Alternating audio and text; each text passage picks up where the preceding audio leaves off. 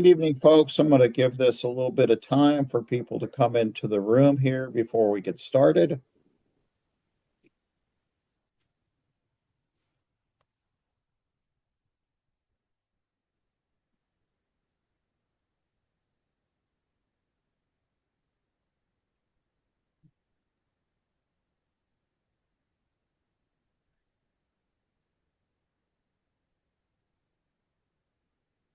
Well, good evening, everybody, and welcome to I believe this is our second One Health seminar of the semester.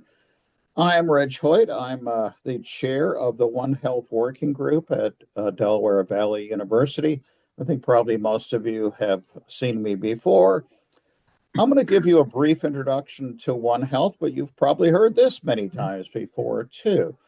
At Del Val, we've kind of taken a broad view of One Health, and part of this is for the case of actually making One Health a part of everybody's education. So we have tried to get this into everybody's curriculum, no matter what their major is, and basically because we believe that we've got one planet. And that planet has one future, and that future is going to be either good or bad for people, for environments, for plants and animals. And that we as people, not only do we need to recognize the interconnectedness of the One Health triad, but we also have to recognize our responsibilities. We have responsibilities for what the future will look like. And whether that's within our personal lives, whether it's locally, regionally, or even internationally, uh, the hope is that if you understand One Health, then you'll recognize that responsibility and maybe take it seriously. One Health is a transdisciplinary or multidisciplinary systems approach. And again, more broadly, the system is the planet. And we can break it down into component parts, but it still is a systems approach. There's a societal component from our point of view, but there's also an ecological component. At Del Val, we approach this from three basic ways, which One Health works anyway across the globe.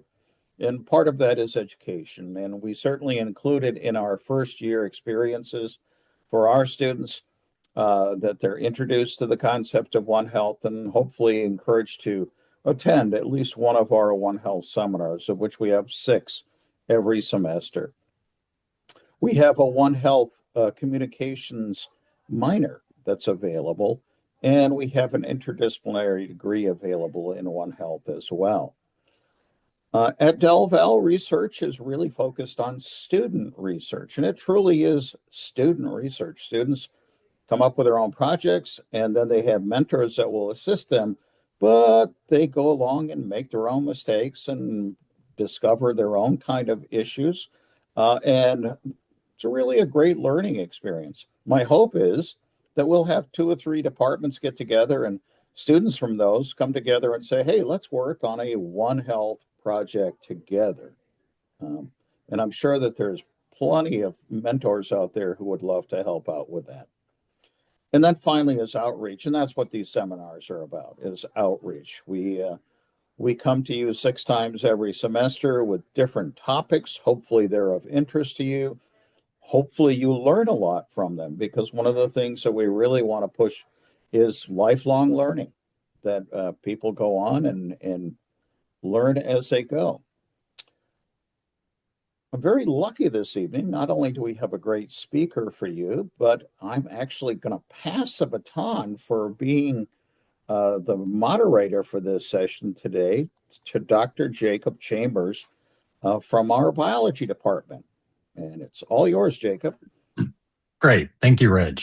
And I'll just remind students that if they have any questions for the speaker, to submit that using the Q&A function that you'll see in the chat, and then I'll kind of pick some of the best ones of those for our speaker when he's finished. So today I have the great pleasure of introducing Dr. Peter D.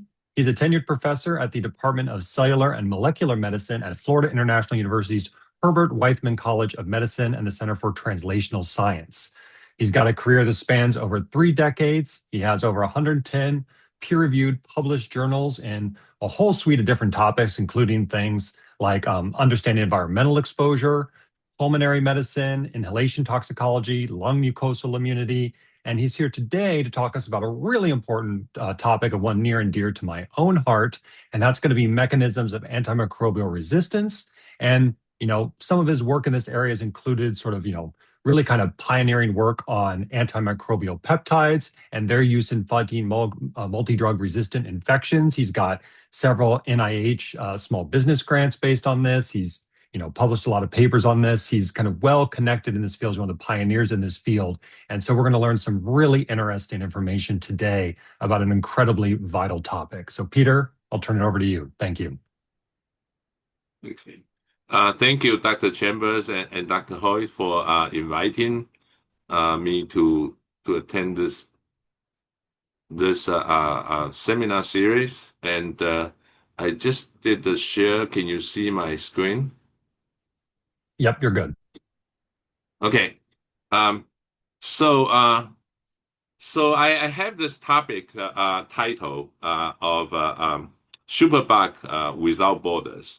And I think you probably heard about Doctors Without Borders, which is a very good thing because they help treating patients worldwide. But superbugs spread out around the world is not a good thing. And so that's why it's a red color pictures on that. And so this is actually a list of the deaths related situation in the United States in 2021. Because in 2020, we all know there's a COVID. And so the COVID is actually the mortality, the cause of death is number 3 at the time.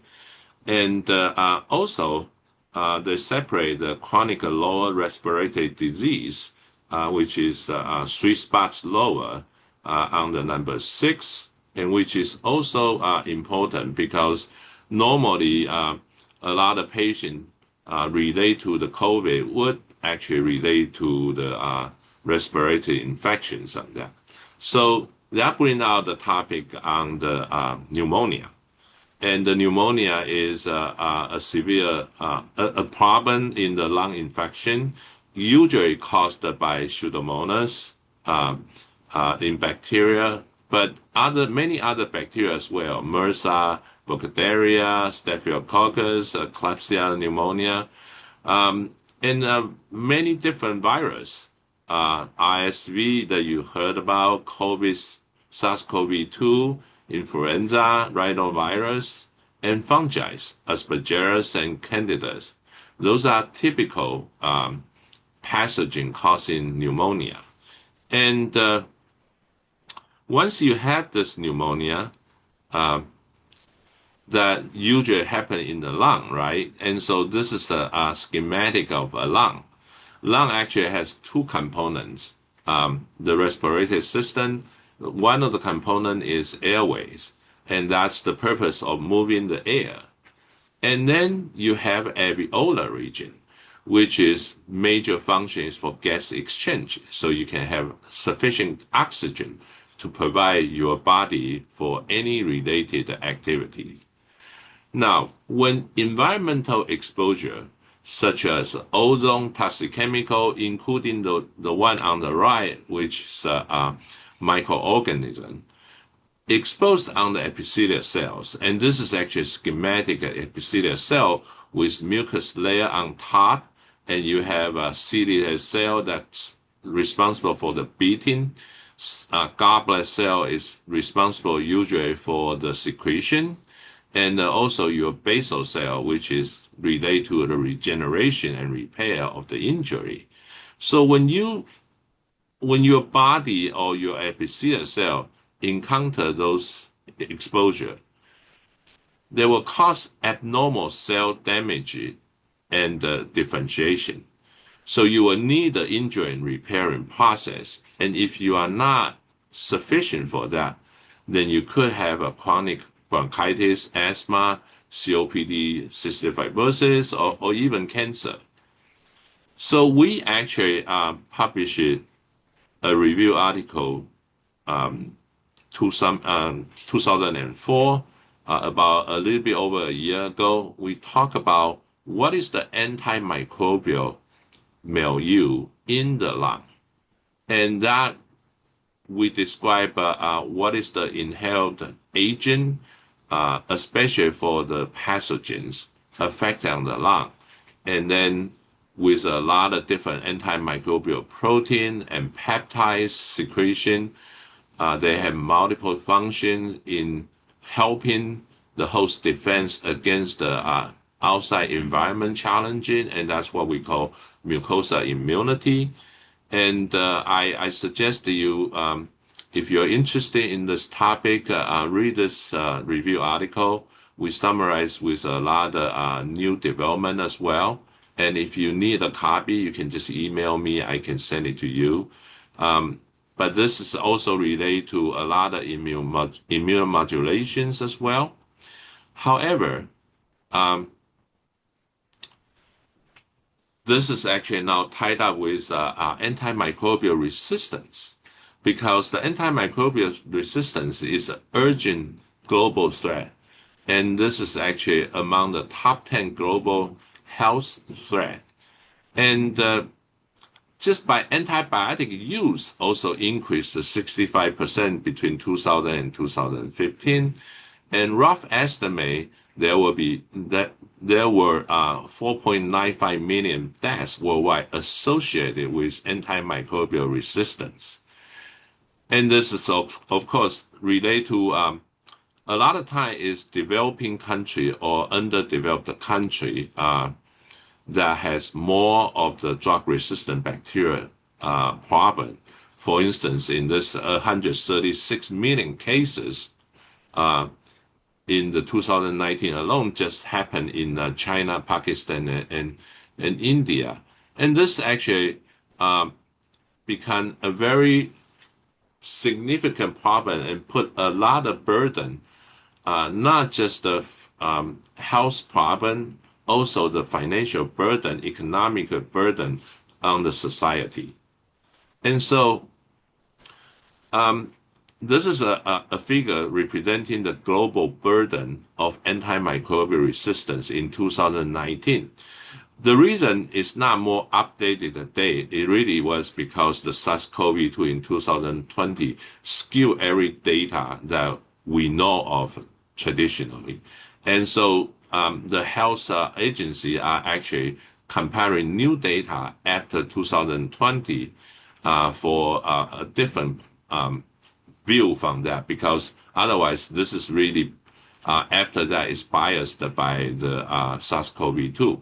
But if we look back in 2019, as I mentioned, about 5 million deaths associated with drug-resistant infection, and 1.3 million deaths directly caused by antimicrobial resistant pathogen.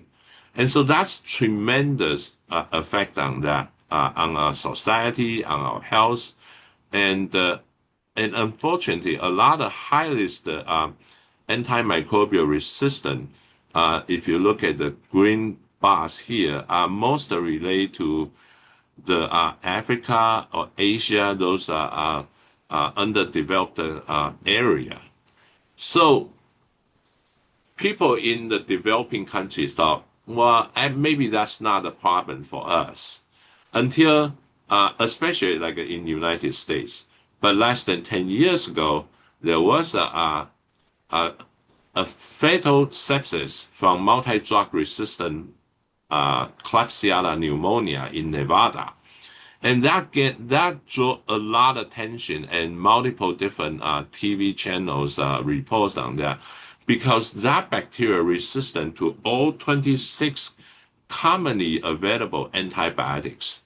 And so basically, people was panicking at the time that they thought, well, this is nightmare bacteria, and how are we going to be able to survive if our regular antibiotics are not able to kill this bacteria?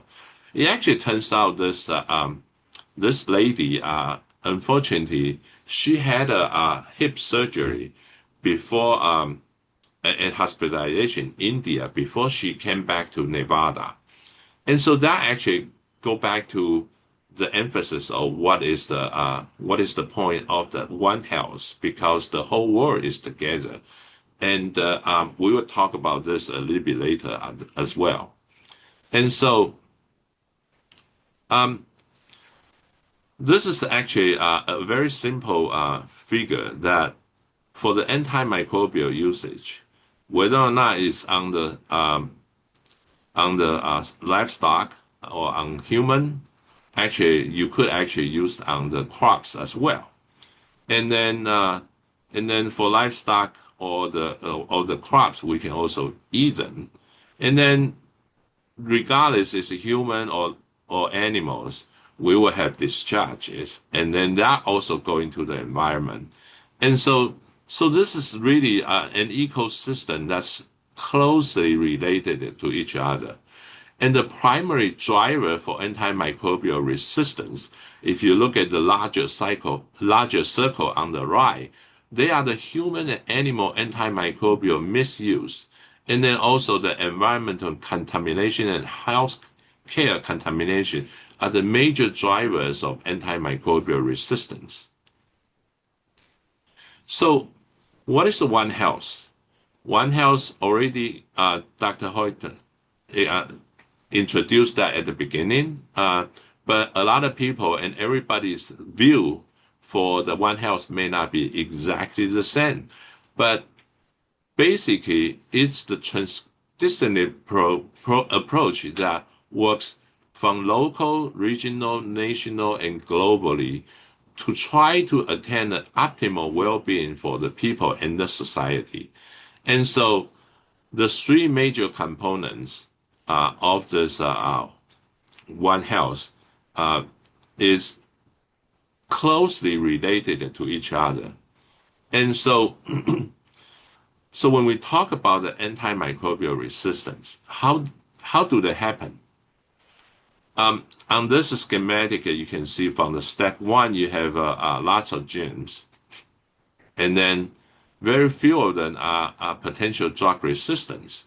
And then you use antibiotics treatment and you kill most of them.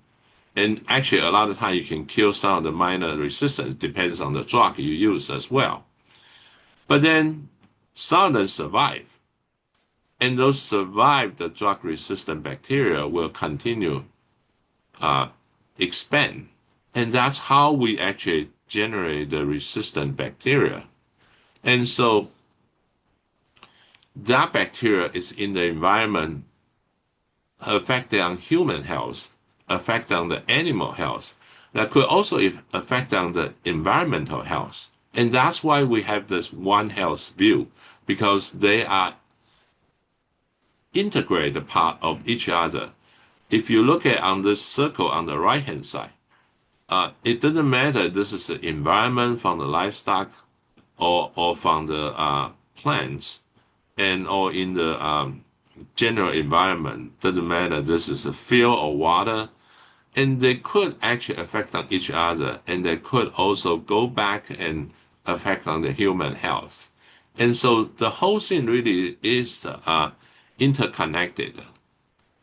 And if you look at the ecosystem, similarly, that's what happened. Whether or not this is on the left, it started from the crop and fruit and continue go down when you travel. And on the environment, on the right-hand side shows on the river, ocean, and then sewage, that all the living environment together with the animal and the human, they just have interaction, and they will combine together and transmit or contain the different antimicrobial resistance. And so the significance of antimicrobial resistance really is tremendous. And because this item is affecting the health, and this is affecting everybody. And not when I say everybody, it's not just the human, in the animals as well. And so wherever the antimicrobial are used, it could have this problem. And the problem is actually now. So we need to take action for that. And so this is an urgent problem. As I mentioned, if you continue have increased the antimicrobial resistance, you will actually reduce your treatment options, and you will cause serious infections in the in human or animal. And a lot of time right now, when we talk about the drug resistance, one of the major problem is gram-negative bacteria, and this will result into increased risk of extended and severe illness. And the worst case is death. So you will have excess morbidity and mortality associated with this. And it will also put a burden on the financial and economic as well. Actually, Jim O'Neill in the Glasgow Wellcome report that predicted that for the balance and current situation of antimicrobial resistance and the new antimicrobial development, by 2050, we will have probably in annual deaths of 10 million people directly associated with drug-resistant bacterial infection. So what are the bacteria causing the problem? So WHO priority list shows 12 different bacteria categorized into 3 categories, critical, high, or medium priority that could relate to the antimicrobial resistance. So the 3 priority with critical priority are the Acinetobacter baumannii, Pseudomonas aeruginosa, and the Enterobacteriaceae. And for those bacteria, you have easy generate the drug resistance. They will prolong the hospital stay. And the Infectious Disease Society of America actually identifies 6 different bacterial strains. The 2 first, the one on top, Enterococcus faecium and Staphylococcus aureus, those are the gram-positive bacteria. And the next 4 of them are the gram-negative bacteria, Klebsiella pneumonia, Acinetobacter baumannii, Pseudomonas aeruginosa, and the Enterobacter bacteria. Those 6 bacteria that's most easily related to the human pathogen are so-called escape pathogen collectively. And so those bacteria actually, during the COVID, they were actually accounted for the majority of secondary infection, which is co-infection after the COVID. And so a lot of patients actually not die of the COVID directly, they die of the secondary infection. And we actually also published paper discuss about how we can use antimicrobial peptide to disrupt the biofilm formation of escape pathogens. So now, Klebsiella pneumonia, as I mentioned earlier, is Enterobacteriaceae. And this one is the urgent threat to public health. And it also is WHO priority pathogen. Traditionally, we have 2 different phenotypes. One is so-called classic KP. Those are easy to generate antimicrobial resistance, but it's usually limited in the hospital setting. And the other one is hypervariant KP.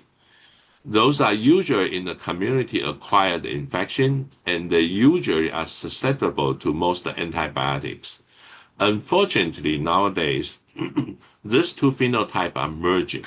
So we have a lot of carbapenem-resistant hypervariant KP. Those are multi-drug resistant KP. Just to show you how bad the problem is, you can see on the right-hand side, we pick up like 4 different Klebsiella pneumonia, and on the left-hand side, you can see we have multiple different antibiotics, each row representing 1 antibiotics. When the bacteria are resistant to this particular antibiotics, we show this in the red color as a resistance. And so you can see that really, we pick up four example Klebsiella pneumonia, and they really are multi-drug resistant because they very resistant to many different clinical standard of care antibiotics. And one of them are still potentially useful is this called colistin. And colistin is actually called polymyxin E, which is the last resort antibiotics, and that's reserved for the most severe multi-drug resistant infection. And the mode of action is by disrupting the cell membrane and causing the cell lysis. However, there's a gene called MCR1 that's called mobilized colistin resistance 1, which is the mutated gene in the plasmid. And the discovery of NCR1 gene and the transfer of the drug resistance prompt intensive global monitoring. Again, this is One Health related because with the spread of the NCR1 gene and the easy transmit through the plasmid, this will render one of the last remaining effective antibiotics. So when I talk about this NCR1, it actually goes through this so-called horizontal gene transfer. And this horizontal gene transfer is one of the primary drivers for the rapid spread of antimicrobial resistance. And in the case of NCR1, once they acquire that, they could transmit to other bacteria, not just it was originally identified in E. coli, but they can actually spread into other bacteria, as long as those bacteria could have close contact, and especially in the clinical setting. And the human antibiotic use and environmental pollution also contribute to this, because in the wastewater, you probably don't know that 80 to 85% of antibiotics has been produced in India. And the wastewater in India, antibiotics produced in plant, actually, you can easily collect the antibiotic resistant bacteria as well in the environment from wastewater. And the human gut has a lot of different bacteria, probacteria, and also the regular gut responsible helping the digestion. And we call this microbiome, gut microbiome. In fact, and unfortunately, the gut microbiome is also a reservoir for the human of this horizontal gene transfer, because there's multiple different bacteria there that could in close contact with each other.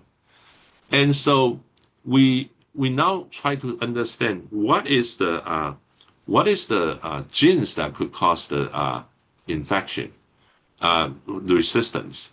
And so bacteria grow in two different lifestyles. One is a planktonic, like what you see this underneath, that's the cloudy buffer. And then the other one is the sessile aggregate of a biofilm. A lot of people study bacteria or grow the bacteria in planktonic form. Unfortunately, biofilm form is the one that's causing most of the human disease. 65 to 80% of bacterial infections are associated with biofilm bacteria, and they also related to the chronic infection. And on the schematic on the right, you can see that bacteria originally attached to the surface like cells. And then they will form the microcolony, and they will expand, and then eventually they will disperse to other area. And once you have a chronic colonization and expansion of the biofilm bacteria, it's much difficult to get rid of them. And so we actually, I will talk briefly of a laboratory approach that you can identify the genes associated with the increased drug resistance. So we can actually use the two different ways growing bacteria in both planktonic form and in the biofilm form. For the bacteria growing in the biofilm form, they actually grow in the on beads, and then we will do the transfer of the beads, and they will migrate from the biofilm to the next biofilm. And and then after they grow, we do this in triplicate, and you can grow them at 37 degrees, and you can disrupt them, and then reevaluate their phenotype or their function, like how they will change in the selection of antibiotics with their change in the minimum inhibitory concentration, which is MIC, or you can look at their gene expression and look at how the whole genome sequence changes. And so this is one example. We started with half of the MIC on the figure A here. This is actually very similar to patient doesn't finish their drug, their antibiotics, or they don't take, or they forget to take the antibiotics, or the antibiotics are not sufficient to kill all bacteria. And then we increase the dosage, double the dosage every 3 days. And so that's this ladder, like stepwise the increase of the concentration. And with that kind of selection pressure, we can actually see that both in the figure B on both planktonic and the biofilm foam, they all generate the resistance gradually, increase the MIC. And if you look at the panel C for the planktonic or panel D for the biofilm MIC, they actually increase fairly quickly for against the colastin. The gray area of the figure representing the resistance, the clinical defined resistance, which is about 4 microgram per ml concentration. And so they actually generate, within a couple of days, they can already generate this resistance. And by the end of the 36 days, they actually can reach over 2004 increase in their MIC, which is tremendous because if you originally take one pill of antibiotics, you can kill the bacteria. You now need to digest the 2,000 pills, which is not possible, right? And so, so we can use this and look at the genetic information and look at how during the development stage, how they evolved. Because this is like a human evolution, except that this is a bacterial evolution over a period of 35 days. And this 35 days, bacteria in average about 10 generations a day. So you really are looking at about 350 generations. And if you look at the human, 20 years as one generation, this is almost like a 7,000 years of human evolution. And so, so we know the evolution doesn't happen overnight.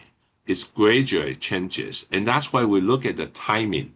On this one, on top is the planktonic bacteria, and at the bottom is the biofilm KP.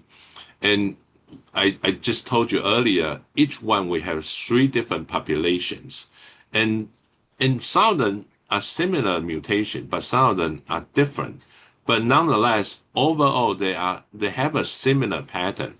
And we can look at this pattern and look at whether or not they are in the planktonic form or biofilm form for each mutation they generate on which gene and which position and at what time when they develop this and what are the frequency of the mutation. Because you originally generate the mutation, there will be only very small percentage. But when they gain the growth advantage, which is we call fitness, then they will continue grow and expand more. And then eventually, if this is actually very critical for their survival, they could reach 100% frequency in all the population. And we can also look at the timing together with function, which is the increase of the each gene's function, and also with the function of the MIC changes, together with the frequency and together with the induced timing, we can actually get a picture that summarized here is for the colistin-induced drug resistance. They really started with RMPA that's related to the capsule production. And then actually they have the mutation generally related to the cell membrane integrity. After that is the mutation effect on the energy metabolism and also the modification of endotoxin LPS. And then after they modify the LPS, they will actually affect on the LPS biosynthesis. And that's like a gene of LPXC and LPXD.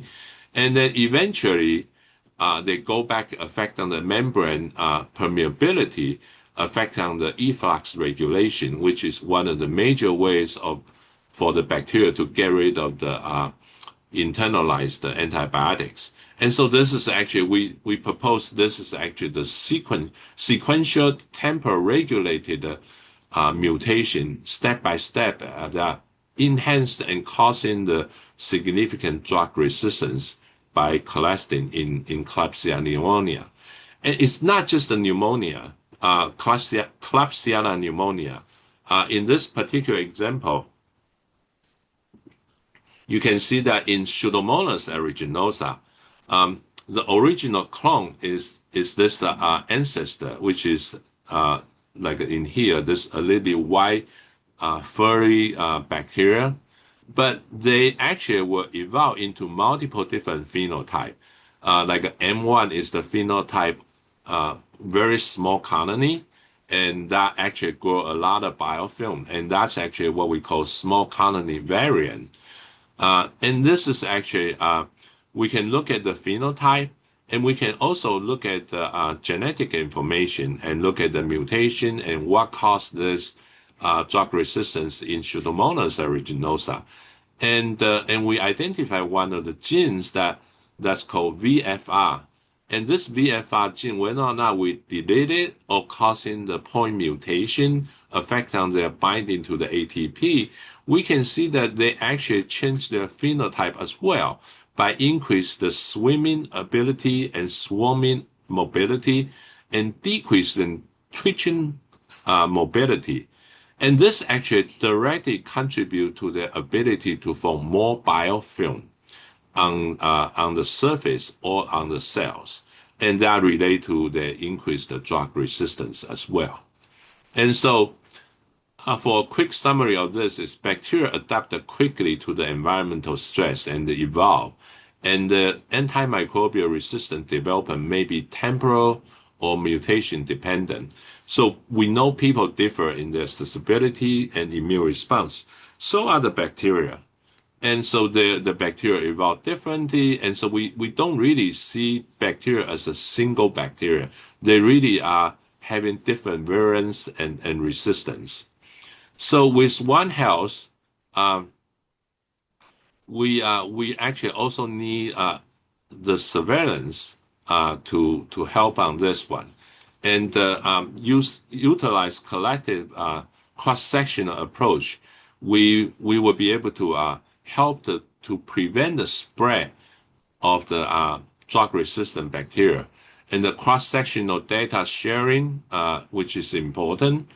And environmental surveillance, including the water, soil, wildlife, those are also important. And once we identify those, we have to use some of the modern methods like quantitative PCR for rapid screening.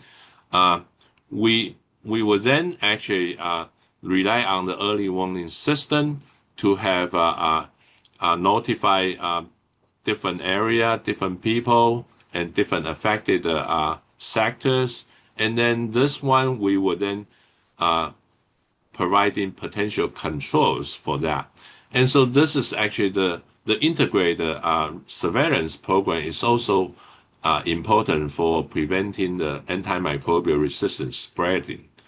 So this spreading really is very bad problem. If you look at here, vancomycin was identified in 1958.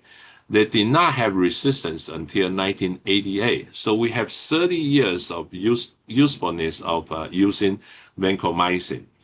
But if you look at one of the most recently FDA-approved antibiotics, which is ceftazidime avibactam at the bottom, that's a dual inhibitor, both beta-lactam and beta-lactamase.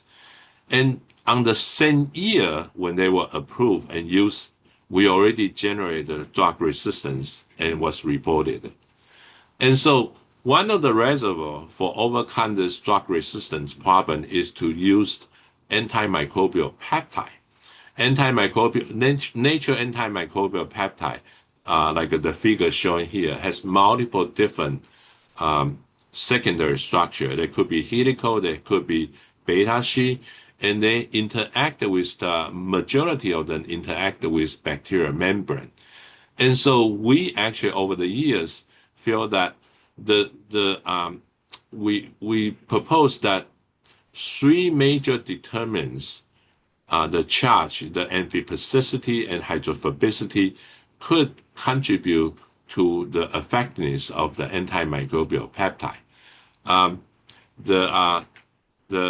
My colleagues at the Pitt, Dr. Montalera and Dr. DeLucis, who is also in the audience today, they actually studied and developed the antimicrobial peptide. On the lower left, you can see this most famous nature antimicrobial peptide called LL37, which has 37 amino acids on 14 different amino acids.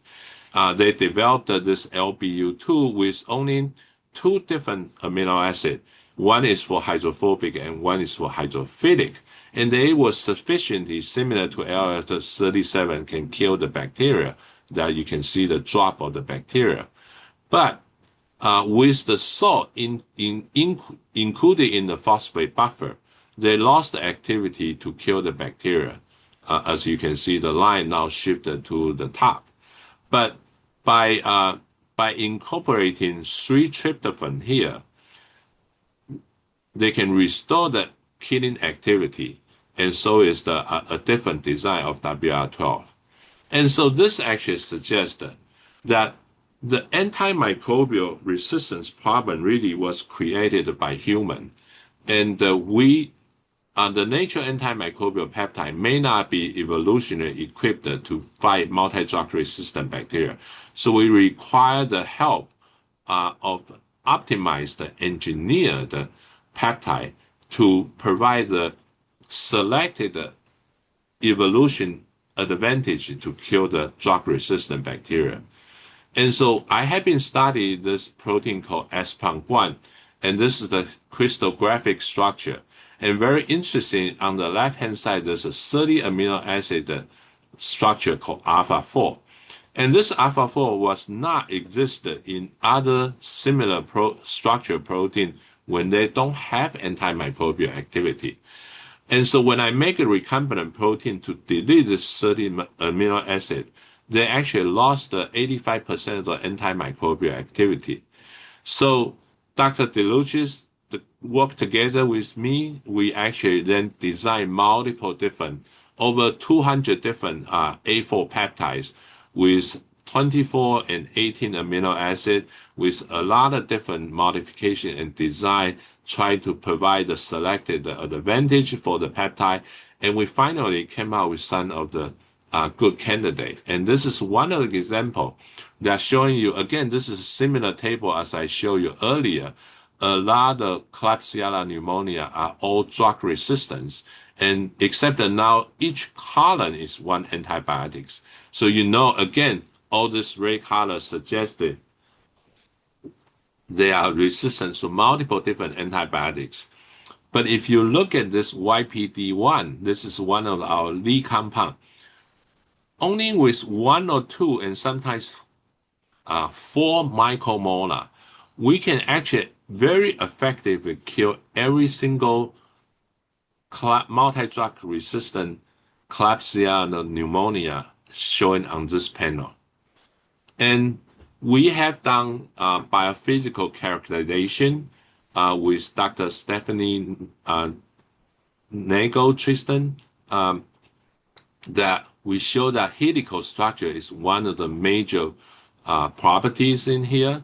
And then we also did molecular dynamic modeling, and we look at this. We think this peptide is actually interacted with lipid A of the endotoxin and pass through the outer membrane and go into the inner membrane area. And then we actually, by calculating of the modeling prediction, we think they actually interact with membrane not by causing a hole or directly damage the membrane. They actually causing the wrinkle of the membrane because it's like a minor changes on the permeability. And we actually can prove this by using the atomic force microscopy. You can see this bacteria on the panel D shows the wrinkle structure. And then on the transmission electron microscopy, you can also see in the panel B that shows a little bit of hole, and that actually causing some of the lysis of the cell. And we can also provide biochemical evidence showing the outer membrane permeation and inner membrane permeation are all on a dose-dependent increase.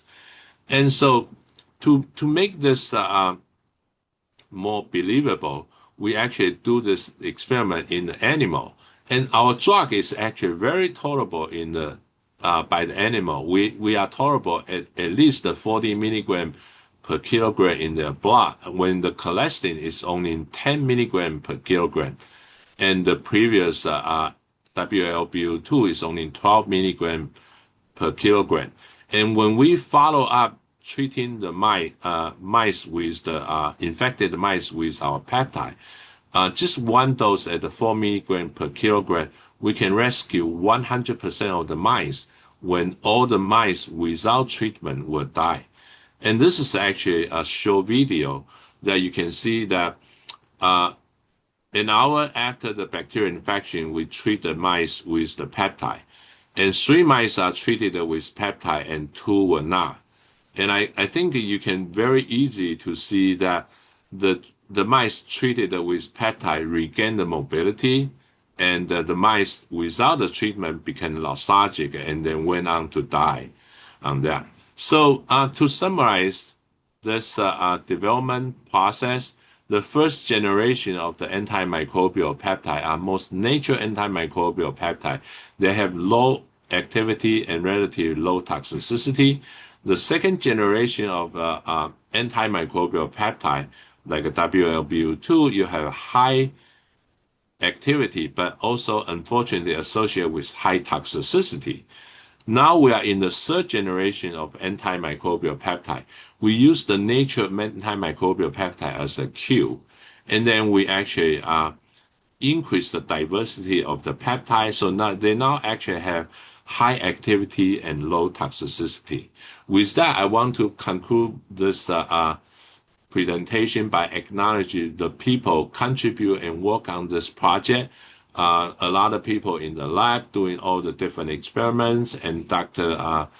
Tony DeLucis helped on the design when he was the postdoc in my laboratory. He now has his own lab and is a tenured associate professor at the University of Pittsburgh, and a lot of other people at the Pittsburgh, at the Monash University, and Carnegie Mellon, and UPMC Hospital helped on the project.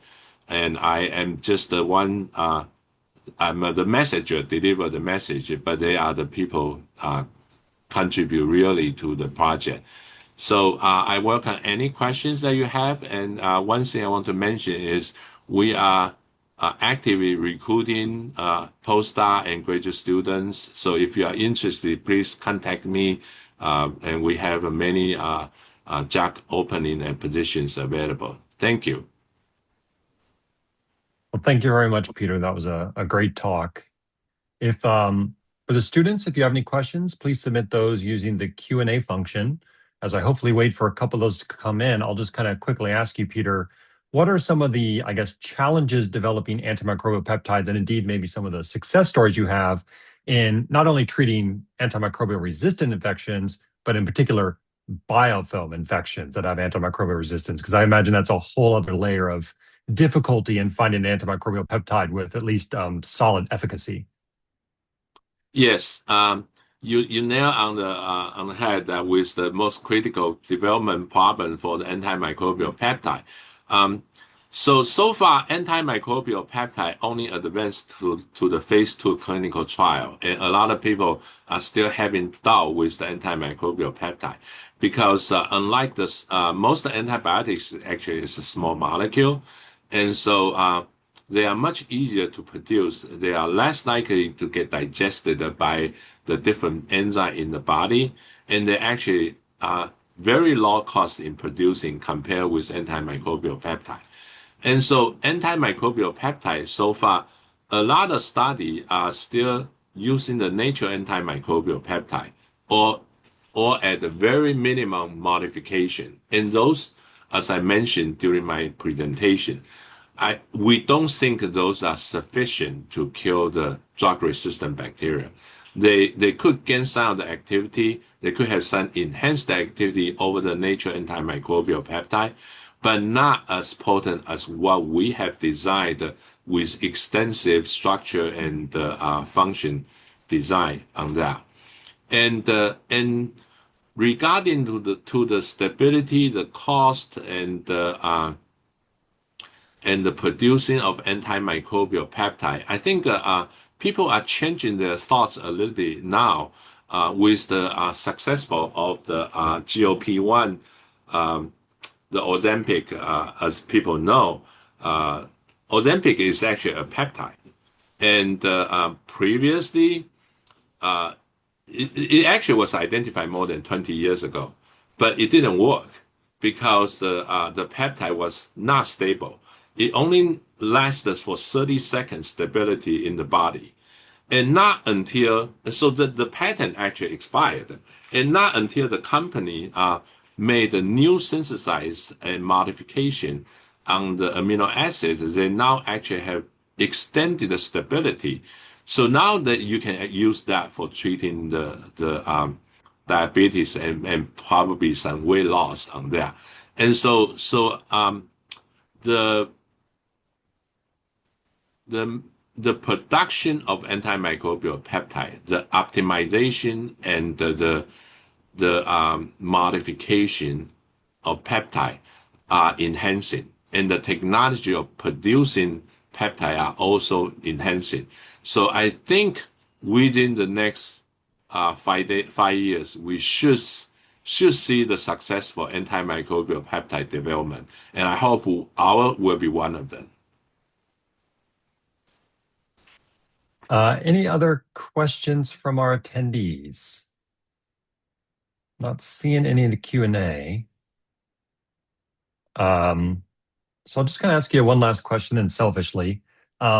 Because you're dealing so much with kind of, even though they're relatively small peptides, still pretty complex structures, has there been any interest or exploration in one of your groups or one of your collaborators' groups in using artificial intelligence to generate some of these protein sequences to maybe get a list of candidates to then explore? Yeah, we are interested in this, and other people are also interested in this. The major limitation right now is actually the database, because as you know that those machine learning or the artificial intelligence, they will only produce the result based on what available data. And for a lot of question or small molecule design, medicinal chemistry, you have those tools because you have a lot of information. Peptide chemistry, on the other hand, especially for antimicrobial peptide, like we generate over 200 different peptides, and we test each one with 40, 50 different bacteria. So we actually generate tremendous amount of data, and we actually hope to collaborate with computational biologists to have developed machine learning or AI-based peptide development. Because without all this hard data, the laboratory data, then everything is just prediction. And the prediction without the foundation are not easy to get the success. So that's my take on this approach. And so that's why we are still working hard in doing all the bench work and generate the laboratory data, the experimental data.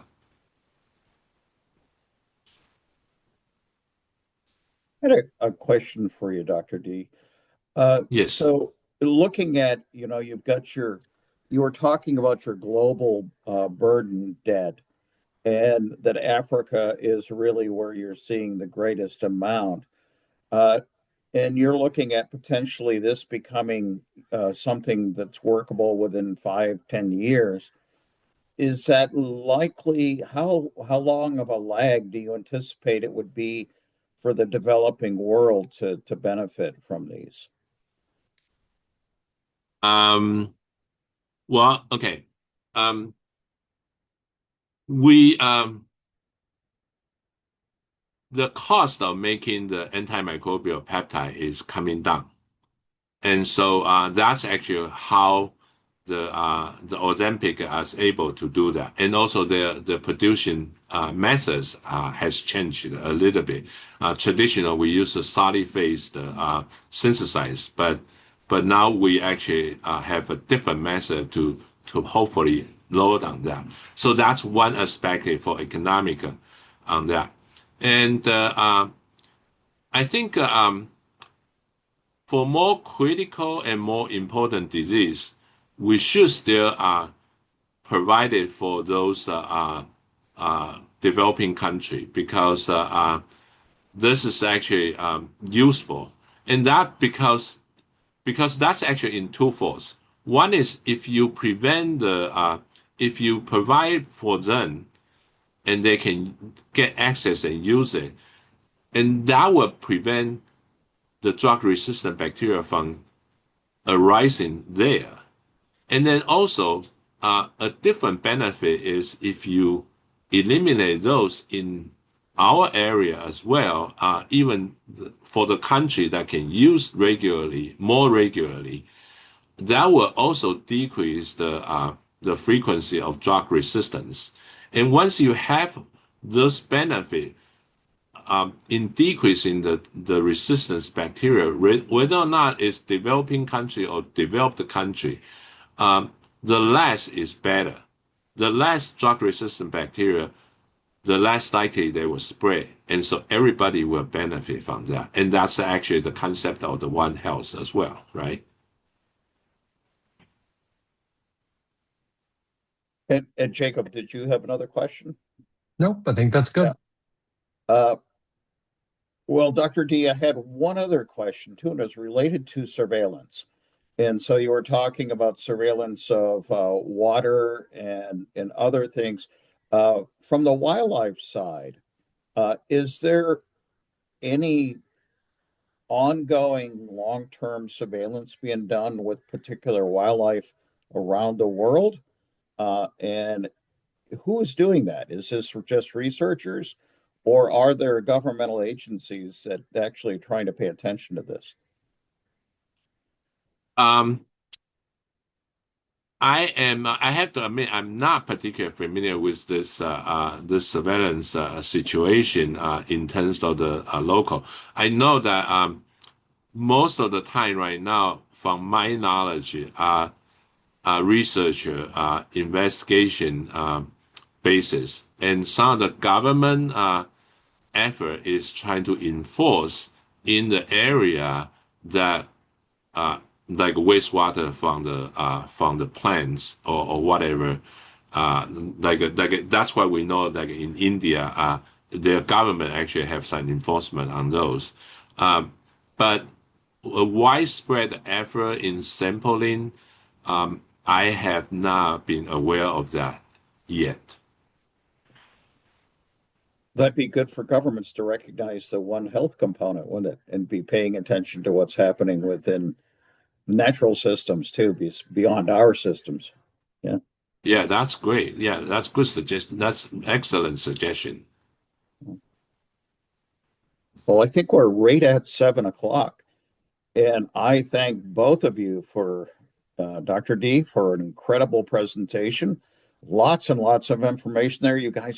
Your group is doing incredible work. I'm glad that we have people like you around who are doing this kind of work, and I Thank you. certainly applaud your whole group that has worked together. And again, isn't that One Health as well? That you've got people from different areas bringing together their work uh, and coming up with some great solutions.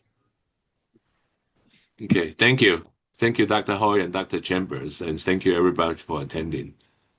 Thank you, Thank Peter. you. That was Thank you, great. Dr. Chambers, for moderating. Good night, Of course. everybody. Have a great evening. Thank you. Bye-bye.